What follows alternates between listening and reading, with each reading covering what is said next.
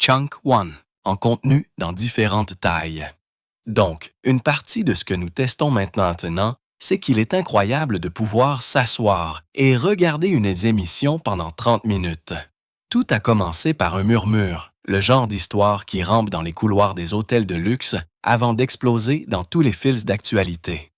Un vendredi soir, tard dans la nuit, à Paris, Meghan Markle s'est enregistrée à l'hôtel Lamaris, un sanctuaire 5 étoiles connu pour ses halls de marbre, ses ascenseurs à miroirs et ses clients qui paient autant pour le silence que pour le confort.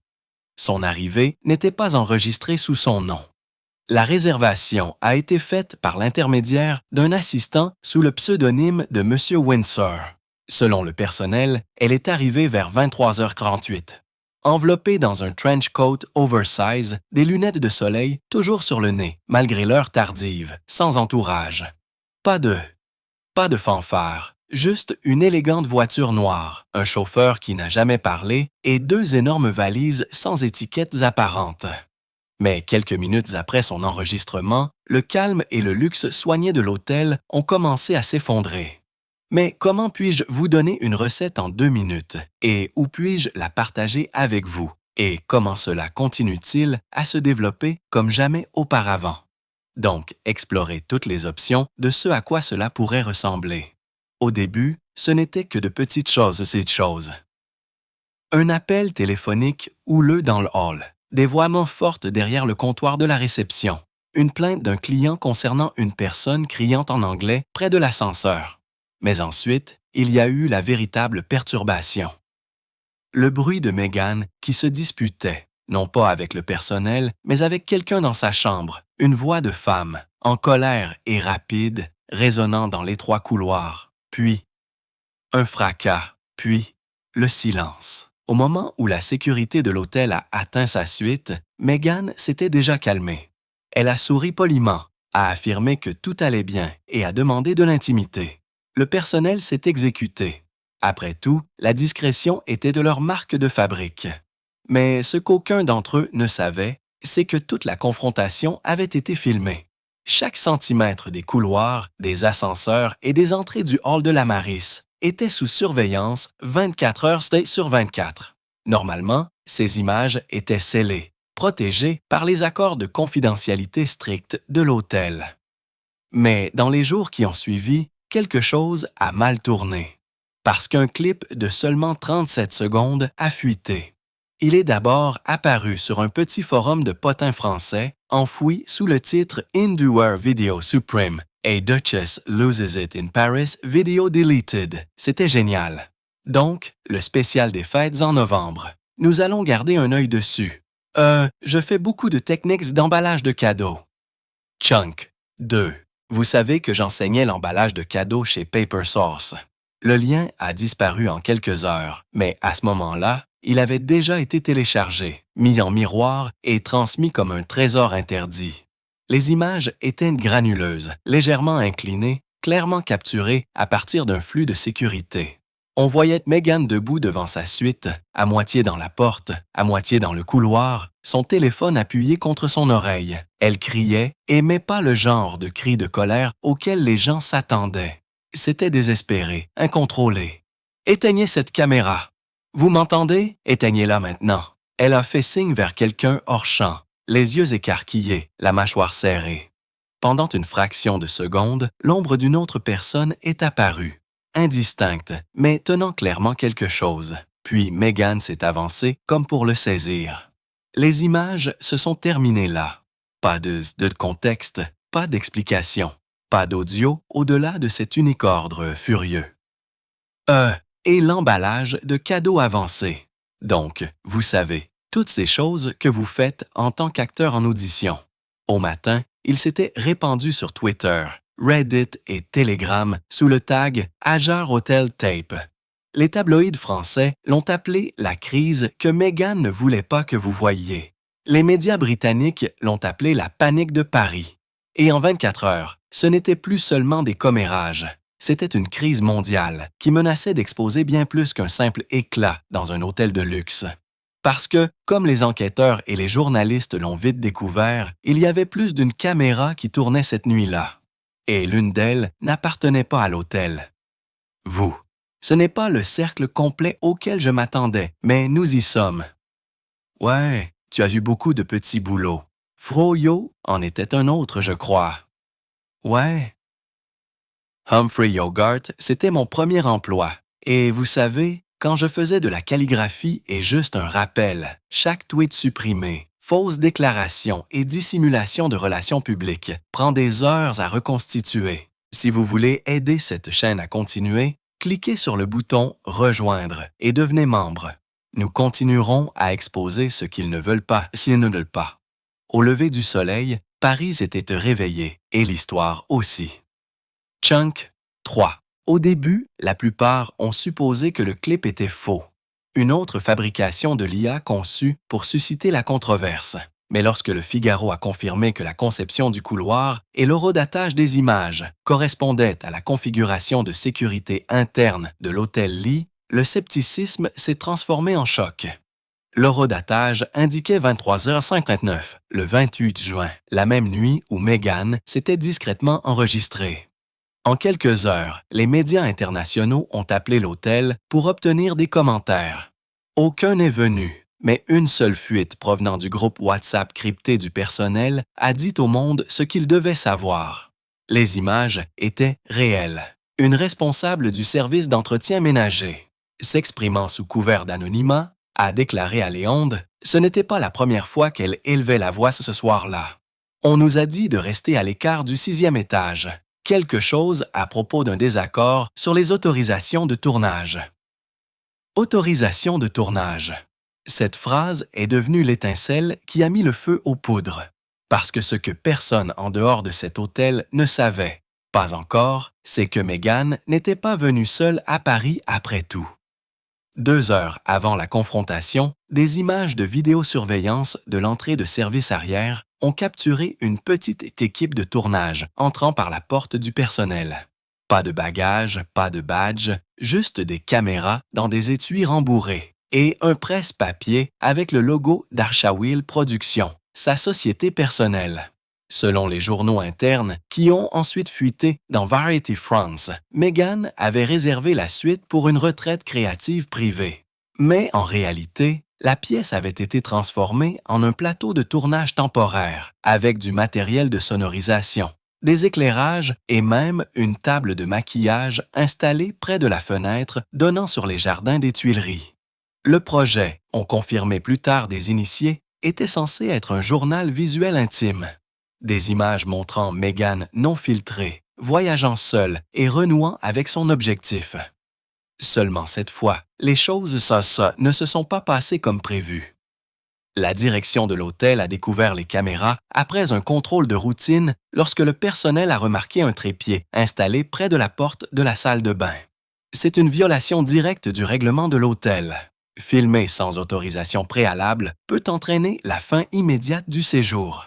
Lorsqu'ils ont confronté Meghan à ce sujet, elle serait devenue furieuse. Elle n'arrêtait pas d'insister sur le fait qu'elle avait une autorisation verbale, a déclaré une source de sécurité. Mais il n'y avait aucun enregistrement, aucune décharge signée, rien. Lorsque nous lui avons dit que nous devions désactiver son équipement jusqu'à ce que nous ayons vérifié l'autorisation, elle a complètement perdu son sang-froid. C'est alors que la scène, maintenant tristement célèbre, s'est déroulée dans le couloir. L'employé qui a essayé d'éteindre les lumières pour des raisons de confidentialité était celui contre lequel elle a crié.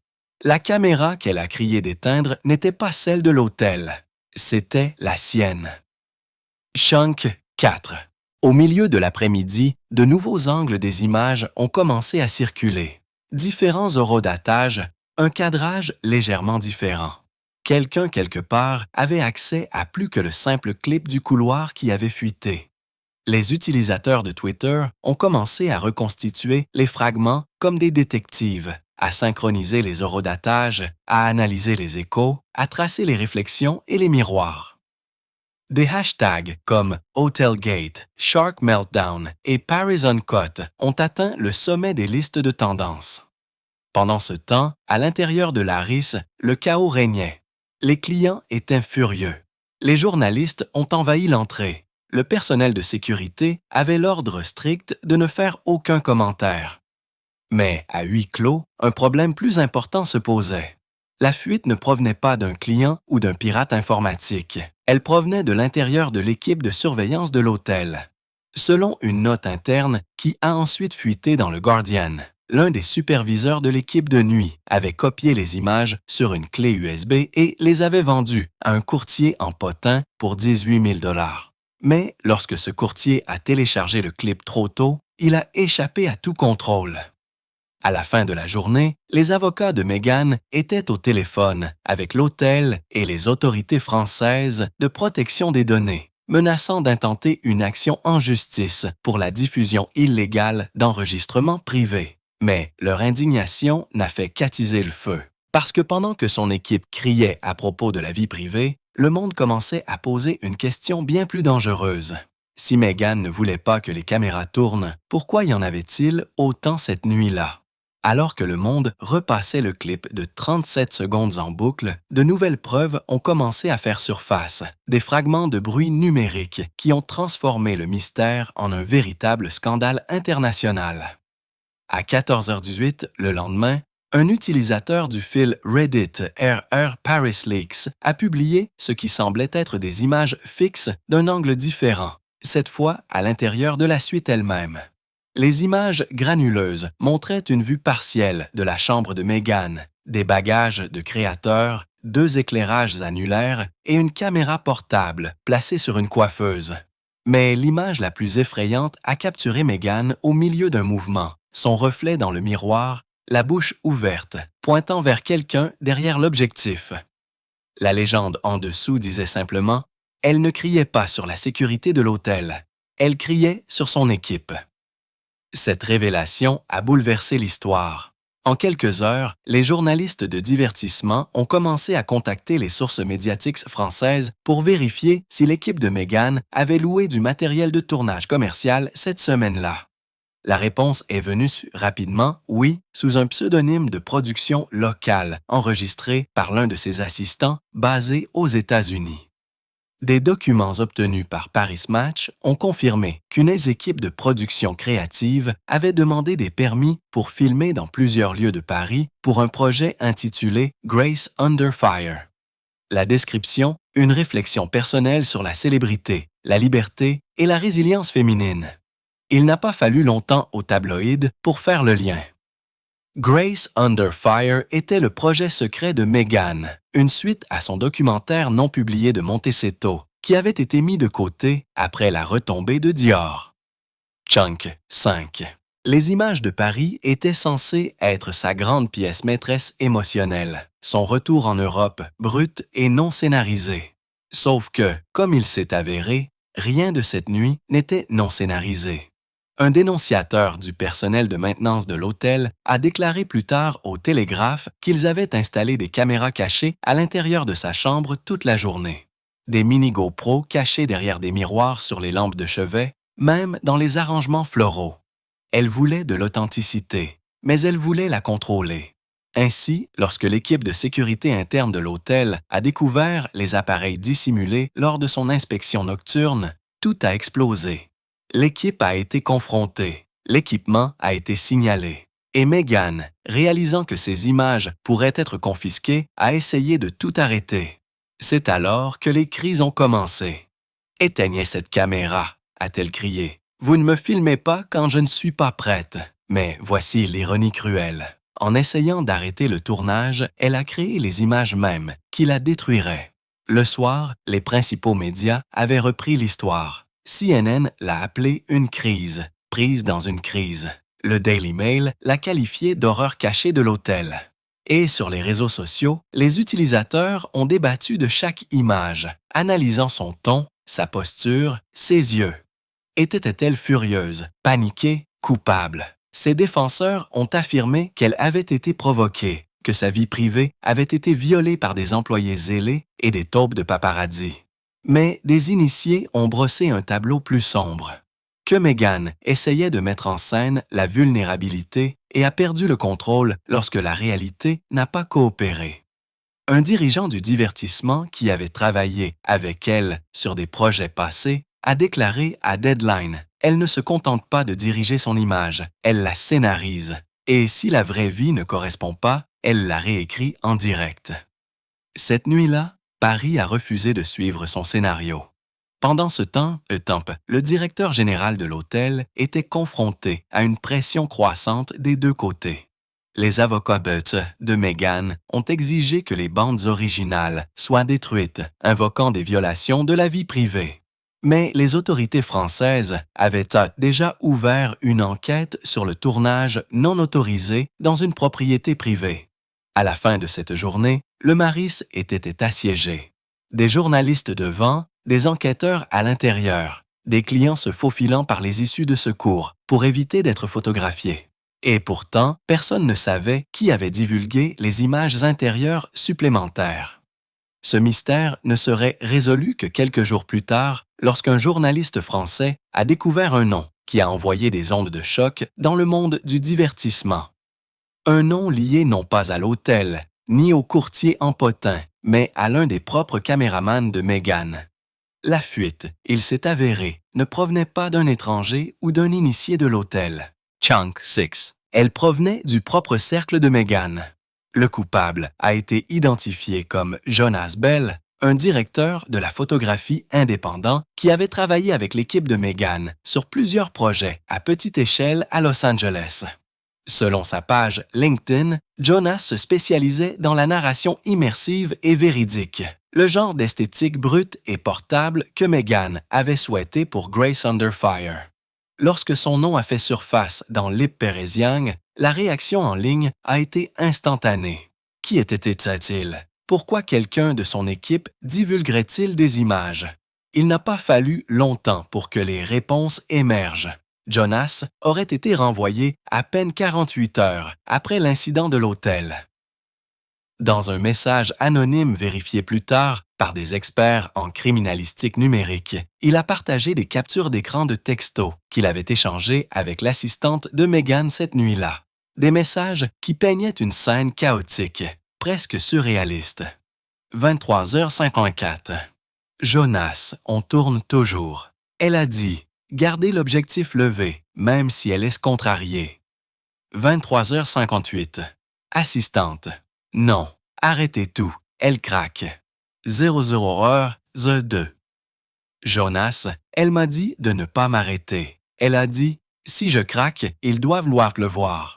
Cette ligne, si je craque, ils doivent le voir, allait en venir à définir tout le scandale. Ce que Meghan avait imaginé comme un moment d'honnêteté brute était devenu aux yeux du public une performance qui a mal tourné. Une actrice incapable de séparer l'authenticité du spectacle. Jonas, dans son entretien divulgué avec Variety Europe, a affirmé qu'il n'avait jamais eu l'intention de vendre les images.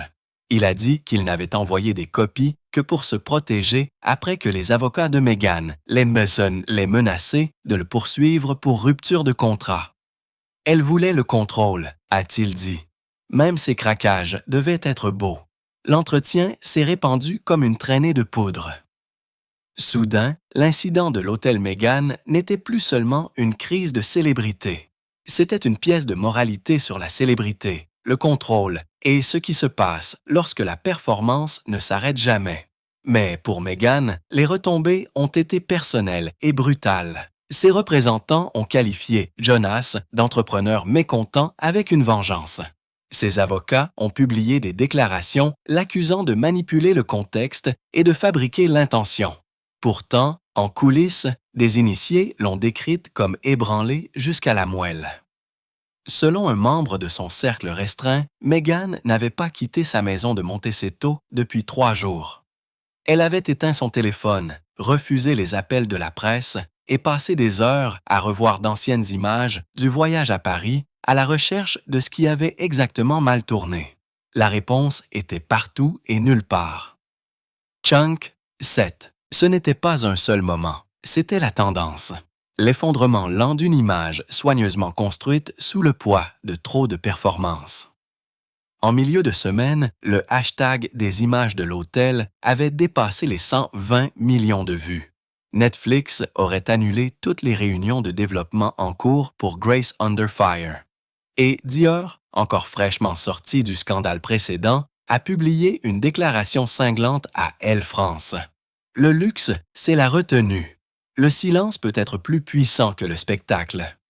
La ligne n'était pas destinée à Meghan nommément, mais tout le monde savait à qui elle était destinée. Pourtant, l'histoire a refusé de mourir parce qu'au moment même où le monde commençait à passer à autre chose, un autre clip a fait surface. Un clip beaucoup plus sombre, beaucoup plus silencieux et beaucoup plus révélateur que tout ce qui l'avait précédé. Il n'a pas été filmé par l'hôtel. Il n'a pas été divulgué par Jonas.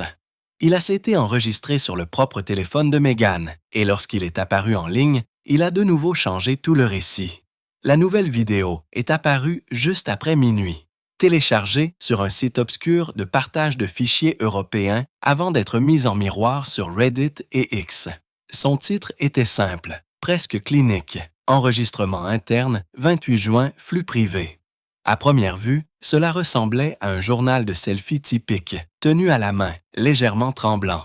Meghan assise en tailleur au bord de son lit d'hôtel. Elle n'était pas complètement maquillée. Ses cheveux étaient lâchement attachés, une robe de soie drapée autour de ses épaules. Mais ce qui a attiré l'attention de tout le monde, ce n'est pas son apparence. C'était son expression. Ses yeux étaient grands ouverts, alertes et tremblant légèrement. Elle ressemblait à quelqu'un qui essayait de ne pas craquer. C'était censé être valorisant, a-t-elle commencé, la voix basse, mais stable, mais ils en ont fait autre chose à nouveau. Chaque fois que j'essaie de raconter mon histoire, quelqu'un la transforme en scandale. Elle a jeté un coup d'œil, hors caméra, comme pour vérifier si quelqu'un d'autre écoutait. Je suis venu ici pour montrer la vérité, pas la version du palais, pas la version de la presse. Chunk 8. La mienne. Mais tout ce qu'ils veulent, c'est un autre titre. Elle s'est arrêtée, prenant une respiration qui a vacillé sur les bords. Jonas a dit que nous avions besoin d'une scène qui semble incontrôlée, quelque chose d'humain. Mais quand j'ai perdu mon sang-froid, soudain, je suis folle. C'est ce qu'ils font toujours, prendre une seconde et construire un personnage à partir de cela. Les 30 secondes suivantes ont été silencieuses, à l'exception de faibles bruits. De peu de fond, le bourdonnement de la circulation parisienne, le doux bourdonnement mécanique de l'autofocus de la caméra. Puis, dans un murmure à peine capté par le micro, elle a murmuré. « Peut-être qu'ils ont raison. Peut-être que je suis l'histoire maintenant. » Le clip s'est coupé brusquement après cela, en plein mouvement alors qu'elle atteignait pour éteindre le téléphone. En quelques heures, il était partout, non pas parce que cela l'avait son nom, mais parce que cela la faisait paraître plus fragile, plus hantée que jamais auparavant. Certains spectateurs ont sympathisé, qualifiant cela d'aperçu d'une femme s'effondrant sous la pression. D'autres y ont vu une manipulation, une autre bobine de vulnérabilité soigneusement mise en scène, destinée à regagner la faveur du public. Mais les analystes en criminalistique numérique ont trouvé quelque chose d'encore plus troublant enfoui dans les métadonnées. Le fichier n'avait pas été téléchargé depuis la France. Il avait été téléchargé des semaines plus tard à partir d'une adresse IP en Californie, remontant directement à Montecito, ce qui signifie que Meghan ou quelqu'un de son cercle avait choisi de le diffuser. Lorsqu'ils ont été confrontés à cela, ses représentants ont tout nié. Ces images ont été volées, disait la déclaration. Toute suggestion que Mme Markle l'ait diffusée elle-même est catégoriquement fausse. Pourtant, des initiés ont murmuré une histoire différente. Selon un producteur qui avait précédemment travaillé sur Grace Under Fire, Meghan avait projeté ce même clip en privé à des dirigeants à Los Angeles des semaines avant que le scandale n'éclate. Elle l'a appelé sa scène de miroir. Il a déclaré à Entertainment Weekly. Elle a dit que cela prouverait qu'elle était toujours en contrôle. Si cela est vrai, cela signifiait que la fuite n'était pas accidentelle. Elle était stratégique. Chunk 9. Une tentative finale de reprendre le récit en se montrant comme incomprise, maltraitée et consciente d'elle-même. Mais Internet n'y a pas cru.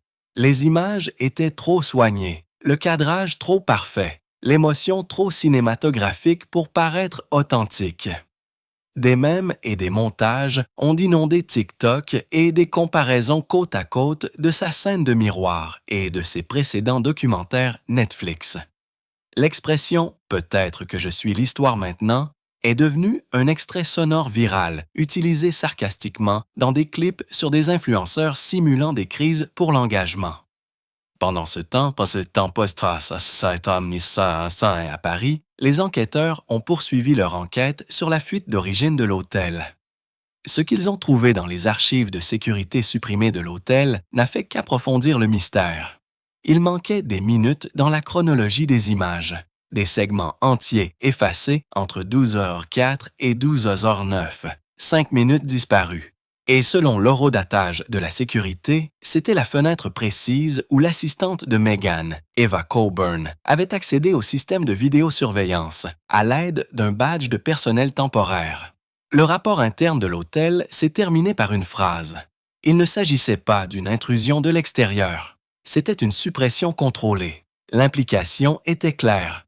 Quelqu'un à l'intérieur du propre camp de Meghan avait modifié les preuves, mais personne ne savait pourquoi, ni ce qui avait été supprimé. Tout le monde s'accordait à dire que la vérité, quelle qu'elle soit, n'avait pas encore fait surface complètement.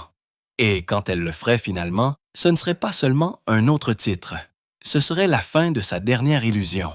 L'idée qu'elle n'ait jamais eu le contrôle total de sa propre histoire.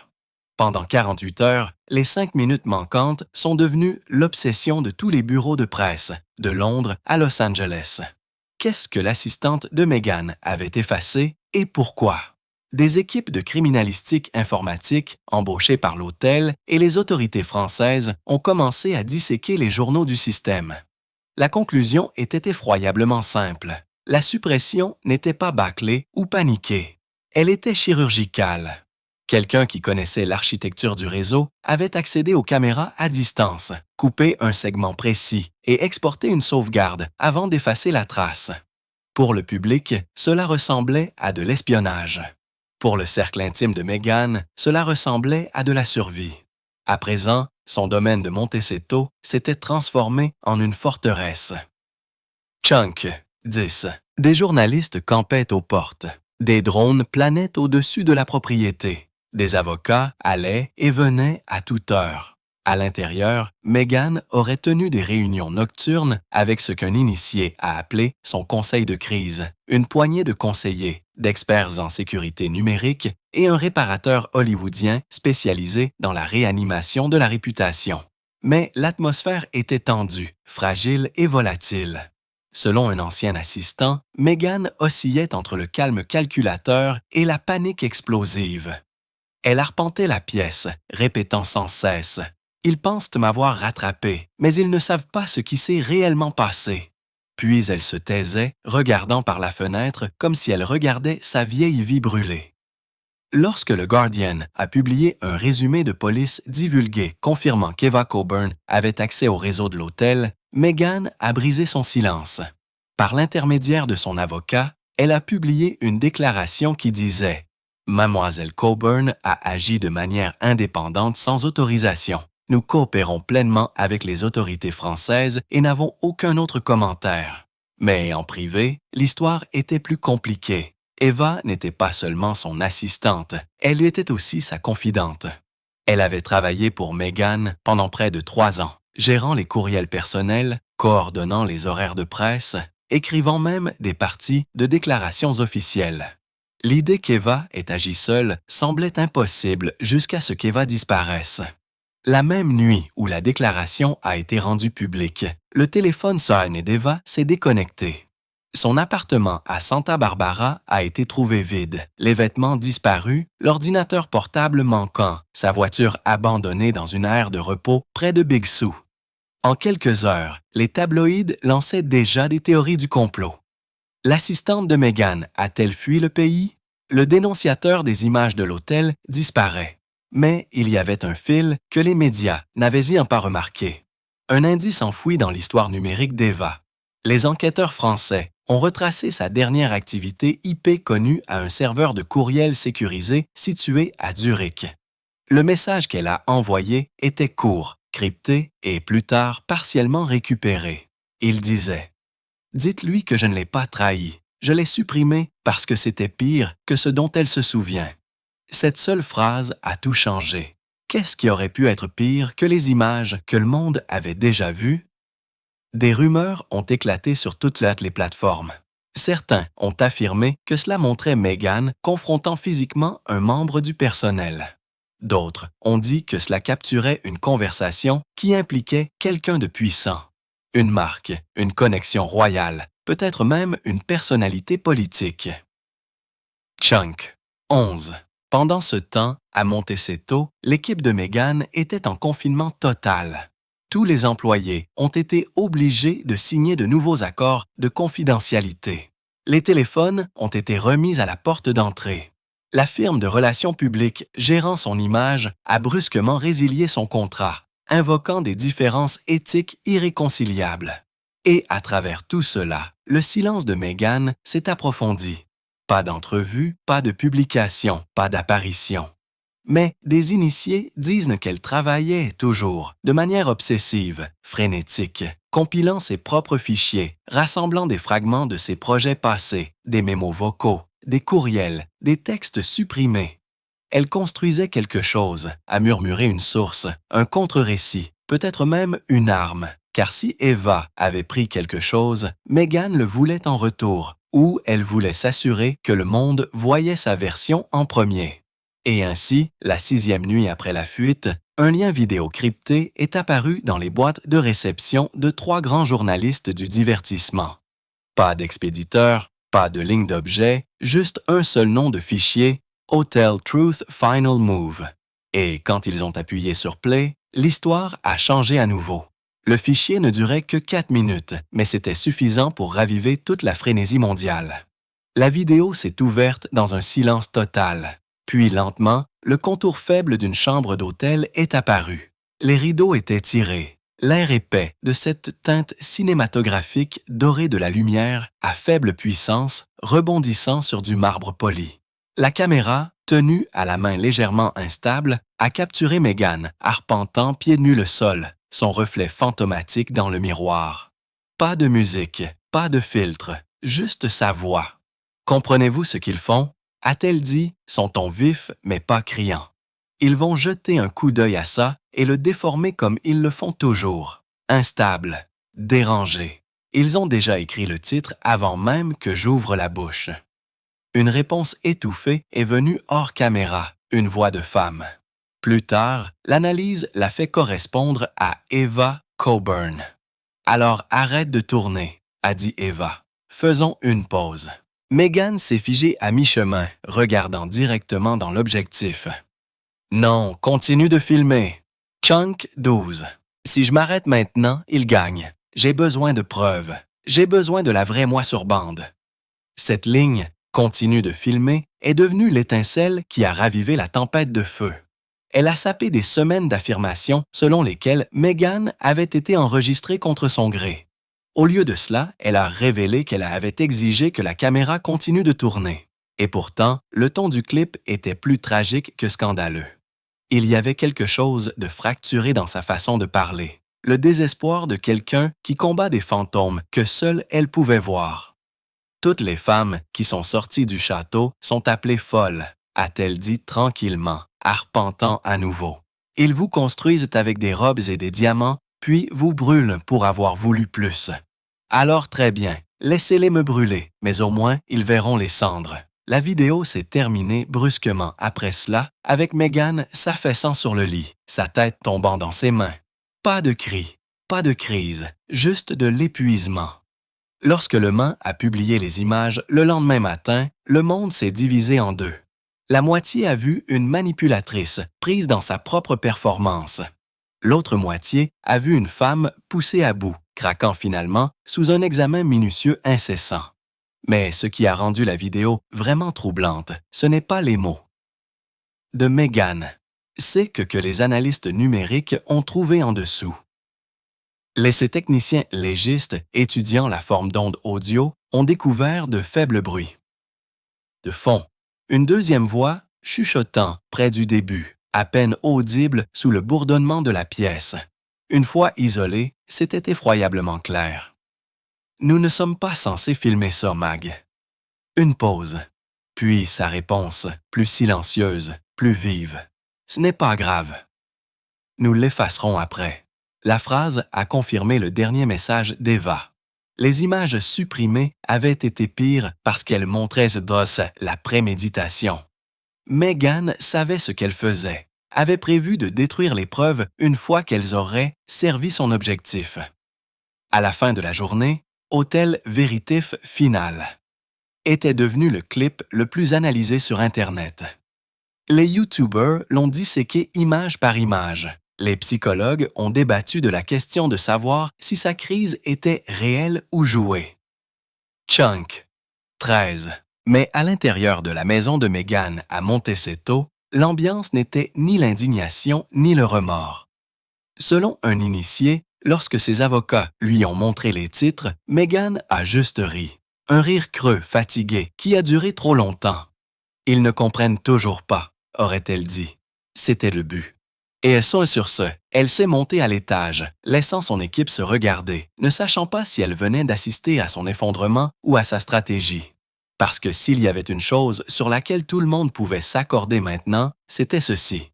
Meghan Markle n'en avait pas encore fini. Et quoi qu'il arrive ensuite, elle ne jouait plus la défense. Le lendemain matin, après que Hotel Truth Final Love soit devenu viral, Internet a sombré dans une guerre ouverte. Chaque titre, chaque tweet, chaque talk show disséquait ce qui venait de se passer, non seulement à Meghan Markle, mais à toute la machinerie de la célébrité elle-même. CNN a qualifié cela de masterclass d'autodestruction. Rolling Stone a contré avec le mirage de Meghan. Quand l'authenticité devient une arme, mais c'est le Guardian qui a frappé au plus juste. Elle n'a pas perdu le contrôle. Elle l'a filmé. Pendant ce temps, à Paris, l'hôtel Léaris était devenu l'épicentre du chaos. Des fourgons satellites encombraient la rue. Des journalistes campaient à l'extérieur avec des caméras, espérant apercevoir un membre du personnel disposé à parler. Les dirigeants de Dior, qui avaient longtemps essayé de se distancer des théâtres de la mode de Meghan, étaient apparemment furieux que le scandale ait ramené leur nom dans les manchettes. À l'intérieur de la suite de la direction de l'hôtel, le directeur général a convoqué une réunion d'urgence. Les images divulguées, toutes versions confondues, avaient maintenant été liées à une exportation de données corrompues du nuage interne de l'hôtel. Quelqu'un avait accédé à la partition restreinte à partir d'une adresse IP étrangère provenant non pas de Californie, mais de Zurich, le même emplacement lié au dernier courriel d'Eva Coburn. Pour les enquêteurs français, cela l'a confirmé. Eva n'avait pas fui. Elle se cachait. Et pire, elle ne travaillait pas seule. Les données chiffrées récupérées des serveurs de Zurich suggéraient plusieurs transferts de fichiers, dont l'un contenait non seulement la vidéo de l'hôtel, mais aussi des notes internes, des mémos vocaux et des images brutes du projet Grace Under Fire de Meghan. L'archive totale dépassait 400 Go. Au moment où le bureau du procureur de Paris a confirmé la violation, il était trop tard. Les fichiers avaient déjà été distribués par l'intermédiaire d'un réseau de journalistes et de commerçants de données privées, des fragments apparaissant partout, chacun alimentant le prochain titre. L'une des premières fuites est venue de la page 6, un fil de courriel interne entre Meghan et son ancien contact Netflix, datant de plusieurs mois avant l'incident de l'hôtel. Dans celui-ci, elle a présenté le concept de la scène de miroir presque mot pour mot. Chunk, 14. Et si le monde me voyait me défaire, mais magnifiquement? Chaos contrôlé. Je veux qu'il se demande, est-elle en train de craquer ou est-elle libre? Ce seul courriel a de nouveau changé le récit. Ce qui avait autrefois ressemblé à une crise spontanée est maintenant révélé comme un moment mis en scène. Les analystes du divertissement ne pouvaient pas détourner le regard. Elle a brouillé la frontière entre la confession et le contrôle, a déclaré un producteur. Elle ne voulait pas seulement être vue, elle voulait diriger le fait d'être vue. Mais, alors que le public dévorait chaque image, le camp de Meghan a commencé à imploser. Deux de ses stratèges de relations publiques de longue date ont démissionné en 24 heures. L'un d'eux a publié une déclaration publique. Nous ne pouvons plus représenter un client qui fabrique activement des crises pour rester culturellement pertinent. L'expression « fabrique des crises » est devenue le prochain titre viral. À Montecito, des initiés ont décrit l'atmosphère comme apocalyptique, des assistants chuchotant dans les couloirs, la sécurité cherchant des bugs, Meghan dormant à peine, arpentant le bureau à l'étage pendant que l'océan s'écrasait au-delà des fenêtres en verre.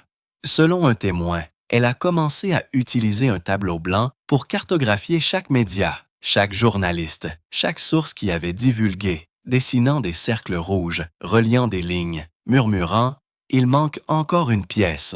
Et il y en avait une. Parce qu'au milieu de toutes les images divulguées, de tous les fichiers supprimés, une question n'avait toujours pas reçu de réponse. Qu'y avait-il dans ces 5 minutes manquantes qu'Eva avait effacées de la bande de sécurité originale de l'hôtel? Cette pièce finale, quoi qu'elle soit, n'avait fait surface dans aucune fuite, aucun serveur ou aucun rapport d'enquête jusqu'à la semaine suivante, lorsqu'une enveloppe anonyme est arrivée au bureau londonien de Léonde. Pas d'adresse de Tezes. De retour. Pas de note, juste une clé USB étiquetée en lettres noires. 1204, 1209. La clé USB est arrivée dans une enveloppe brune non marquée, glissée à l'intérieur d'un morceau plié de papier à en-tête de l'hôtel qui disait simplement « C'est que qu'elle voulait voir disparaître ». Au début, Lemon a pensé que c'était un canular. Ils avaient déjà reçu des dizaines de fausses soumissions de séquences manquantes de profiteurs à la recherche de clics. Mais lorsque l'équipe légiste de la salle de rédaction ait chargé le fichier, les métadonnées ont fait taire tout le monde. Horodaté du 2 juin, 12h04 à 12h09, suite 814 de l'hôtel Léaris. Chunk, 15. La fenêtre exacte de 5 minutes qui avait disparu des archives de l'hôtel.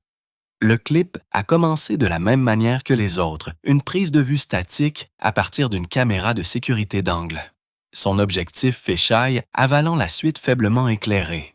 Meghan arpentait, le téléphone appuyé contre son oreille, portant toujours la robe de soie. Des images précédentes, ses mouvements étaient vifs, agités, la posture de quelqu'un acculé par des murs invisibles. Puis une voix a crépité faiblement à travers le haut-parleur du téléphone. « Madame, nous ne pouvons pas autoriser cela. Vous demandez une autorisation qui n'existe pas. » L'accent était britannique, formé au palais. Elle a arrêté d'arpenter. « Vous me devez ça. » Elle a sifflé. Après tout ce que j'ai fait pour cette famille, pour lui, la voix a répondu, mesurée, lasse. Avec respect, cette ligne n'est pas sécurisée. Veuillez mettre fin à l'appel. Meghan s'est penchée plus près de la caméra, inconsciente qu'elle capturait chaque mot. Vous pensez pouvoir me faire taire? Vous pensez que me couper signifie que je disparais? J'ai construit le récit, pas eux. Et puis est venu le moment qui a fait taire toutes les salles de rédaction. Un coup à la porte. Hors champ, la porte s'est ouverte juste assez pour révéler la silhouette d'Eva Coburn.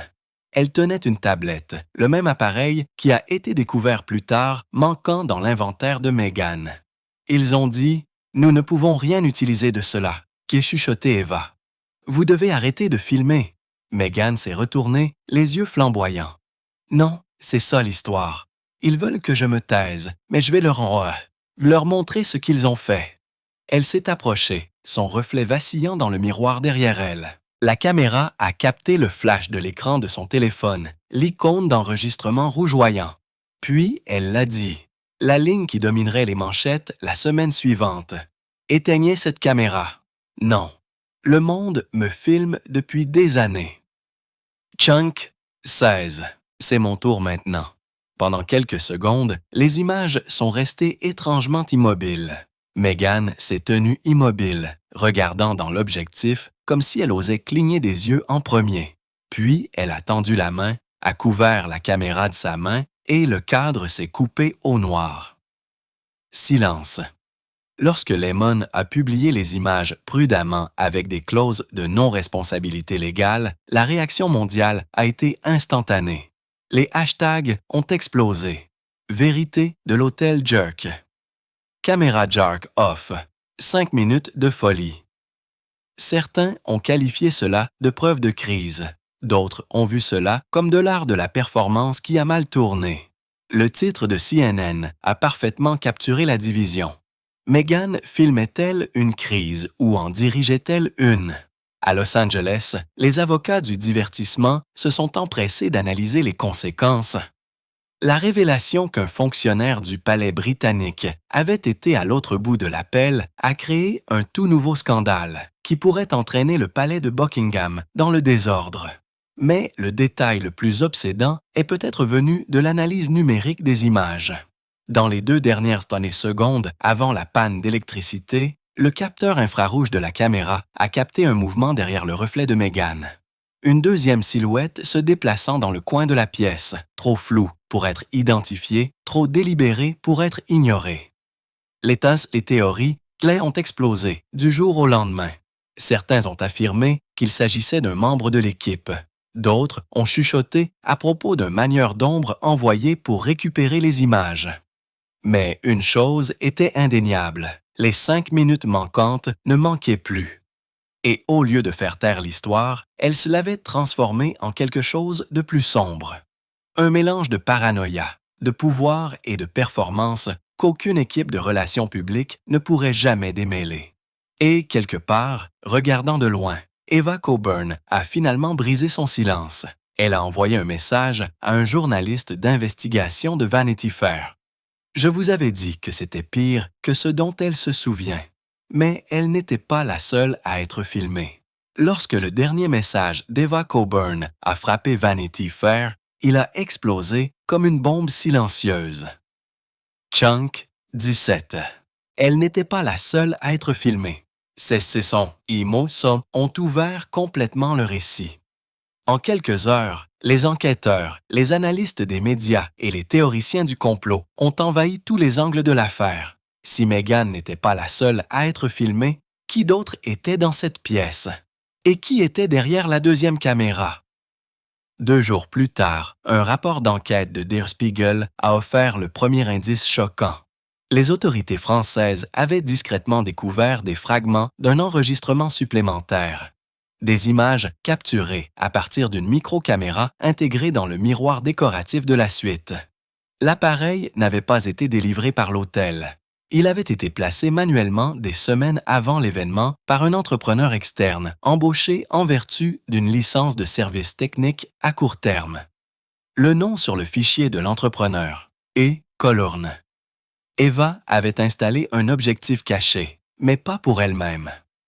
Dans sa déposition divulguée le même soir, elle a affirmé avoir subi des pressions de canaux supérieurs pour assurer un angle d'observation neutre.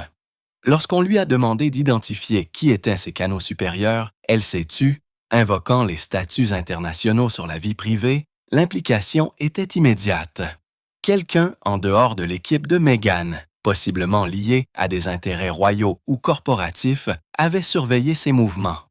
Les images de cette caméra de miroir caché, seulement 63 secondes, n'étaient pas censées faire surface, mais inévitablement, elles l'ont fait. Elles ont montré Meghan seule quelques instants après avoir dit à Eva de continuer à filmer. L'angle était statique, distant, impersonnel, la capturant à travers le reflet du miroir. Elle se tenait près de la fenêtre, chuchotant quelque chose de presque inaudible. Les ingénieurs du son l'ont amélioré jusqu'à ce que les mots deviennent clairs. Ils pensent que je suis leur histoire, mais ils sont toujours à l'intérieur de la mienne. Puis, elle s'est tournée directement vers le miroir, comme si elle savait d'une manière ou d'une autre qu'ils regardaient. « Dites-leur, a-t-elle dit doucement. « Dites-leur que je savais. » Et puis, elle a souri. Une légère courbe consciente qui n'était ni de la folie ni du calme, mais quelque chose entre les deux. La vidéo s'est terminée là. À l'aube, tous les grands réseaux diffusaient ces 63 secondes en boucle. Les commentateurs n'arrivaient pas à décider s'il s'agissait d'une confession, d'une performance ou d'une prémonition. Les psychologues ont débattu de la question de savoir si la conscience de Meghan d'être filmée était la preuve de la paranoïa ou de la perception. Mais l'impact était indéniable. La femme qui avait passé des années à accuser le monde de la filmer sans son consentement avait retourné l'objectif et, ce faisant, avait exposé une toile de surveillance qui menaçait maintenant toutes les personnes impliquées. Chunk 18.